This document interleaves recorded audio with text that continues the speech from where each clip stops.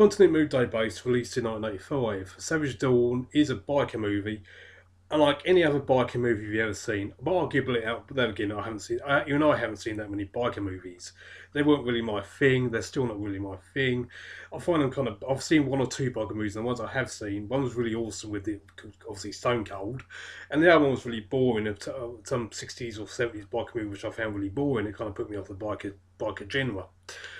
But we'll admit, thinking about it right at the top of my head now, I have seen a few others since, which I have liked, really liked. So the bug genre is really weird. You can find some really boring ones, much like any genre. I don't know why I'm put off by the bug genre. For some reason, I am. But I don't know why. Maybe I should watch more biker movies. But Savage Dawn is definitely in the top drawer amazing biker movies, which you really ought to track down. Easy enough to do because it's streaming on the web. On the web, you just have to look for it. Click on the old Savage Dawn, you'll find it. Find it in the if you Google it, you'll find it quickly enough to be able to link to it and watch it. Highly recommended by Moviedrone.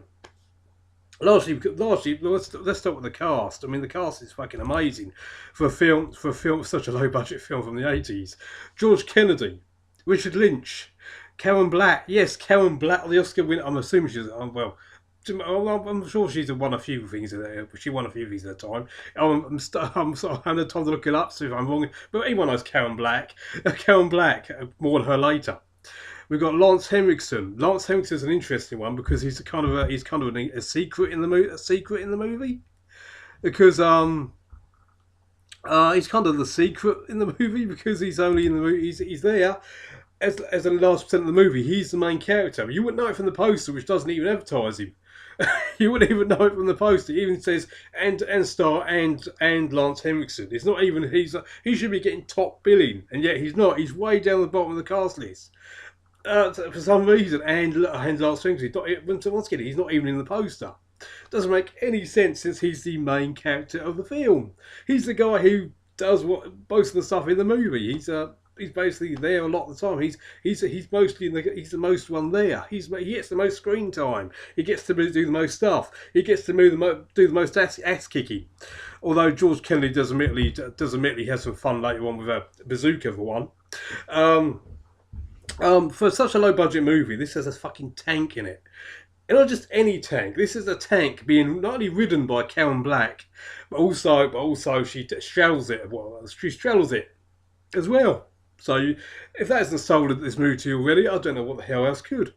Karen Black straddles a tank in this movie. A fucking tank. Not some fake looking tank. A real fucking tank.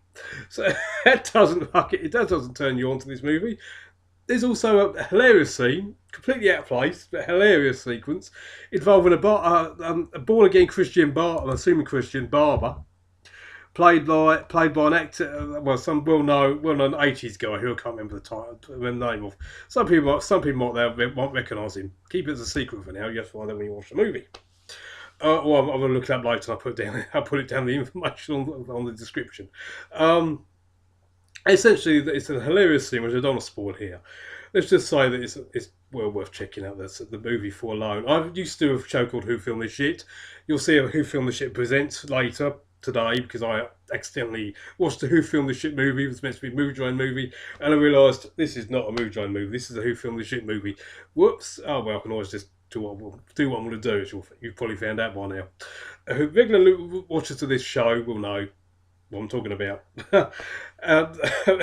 Depends on which ones you watch, of course, of these videos. Thanks, YouTube, for fucking that up. So the video's got all big deep. Thanks, YouTube. Big job. Good job. Anyway, Savage Dawn is going to blow you away. If you're a B movie fan, this movie will blow you away, figuratively and literally. It's absolutely awesome. Takes its time to get going. I cannot lie about that. It does take its time to get rolling. But during that time, there's other weird stuff going on. A weak kind of character development, but he's there. Involving George Kennedy, Lance Hendrickson, and this lovely young lady, who apparently Lance Hendrickson last saw when she was a very little girl. Apparently, George Kennedy, by the way, who I presume is her father, has no problem with him wanting to, although with her wanting to bang Lance Hendrickson. Oh, it's understandable when it's like fucking Hendrickson. So I can understand why she'd want to bang him, I suppose. Not that I would personally, but no, I know some people probably would. It's not Hendrickson. It's Lance Hendrickson, after all.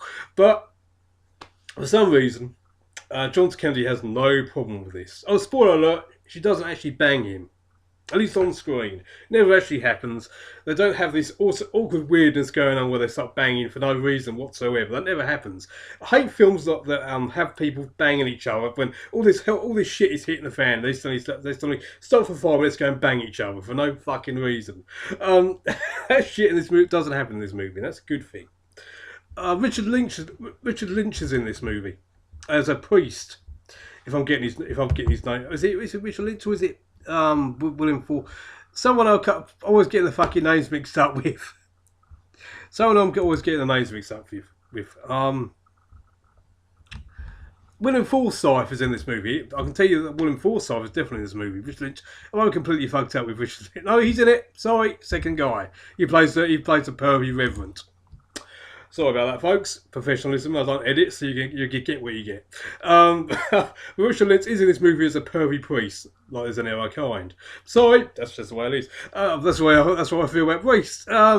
Anyway, complaints for the usual address. William Forsythe is awesome, playing the gang leader, or is he the gang leader? Since he's not one of the main guys who survives to the very end of the movie. Well, towards the end of the movie. And so the film's a bit weird. Normally the bad guy is the last guy to die. Doesn't happen here. Spoiler alert, by the way. I'm accidentally doing some spoilers for this. I apologise. Watch the movie beforehand before you watch this. This is the introduction, though, before you start to get hyped up for these types of movies. So there you go. Go with what you go with. What can I say? I love this movie. It blew me away. Karen Black is hilarious in this movie, absolutely hilarious. Largely because she sells a fucking tunk at one point. How can you not? Once again, that's my selling point for this movie alone. If that doesn't sell it to you, I don't know what the hell will. The fact that Karen Black sells a tank, that's what you really need. But apparently you need more. Okay, you've got bikers being complete bastards. I'm going to try and destroy a little town for no reason. In fact, it's there. That seems to be the only little town that has an army place. That's an army place in it somewhere, which is where they get the tank from. If you wonder how the hell they suddenly get this tank, if you haven't really figured it out, if you're thinking about logic for this movie, forget it. This movie doesn't rely on logic. It relies on what you see, and you swallow it or you don't. Once you get to the hairdresser scene, you'll either be full deep into this movie and going accepting anything that happens, or you'll just switch it off. And if you switched it off, you're obviously not the type of person for this show. This is B movie gold, and it's Moviedrone gold. Why the hell this movie's never been officially given a proper release is anybody's guess. May 1985, you'd think a film like this would be struggling to getting remade. There'd be some kind of crazy remake being done.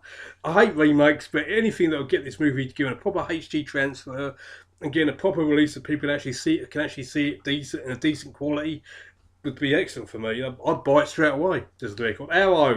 Arrow, you guys listening to it? You watch this show by any chance? At some point you might end up watching this show. Savage Dawn, get it out there. This film deserves 100% deserves some kind of a release. A decent was some kind of HD quality Blu-ray release. Really does. The cast alone should be enough of a reason to. As I say, it's got a cast of awesome. The cast is awesome. A lot of people call them B-movie actors. I call them A-listers. This is Moviedrone's idea of A-listers. These are A-lister actors in this type of crazy movie. That alone is a selling point for you guys, enough to want to see Savage Dawn. I can't really spoil it enough, because I'm not going to spoil it anymore. All I can tell you is, one more time, Savage Dawn is excellent. Highly awesome, crazy shit, which for some reason has been buried, and doesn't deserve to be. Who Filmed This Shit highly recommends. Moviedrone highly recommends. This movie is Who Filmed This Shit, Moviedrone, the two are mixed into one, and it's awesome as fuck and well worth checking out. Emphasise which, you get to see Karen Black straddling a tank. Sell? That should sell it to you right there. I don't know. I can't. Quite frankly, I'm not sure what else I have to say to sell this movie to you. I have been recording just over 10 minutes now trying to sell this movie to you, and I shouldn't have to do that. All I should have done is a 30-second video saying Karen Black straddles a tank. That's all you need to know. Done. With you done, let's move on.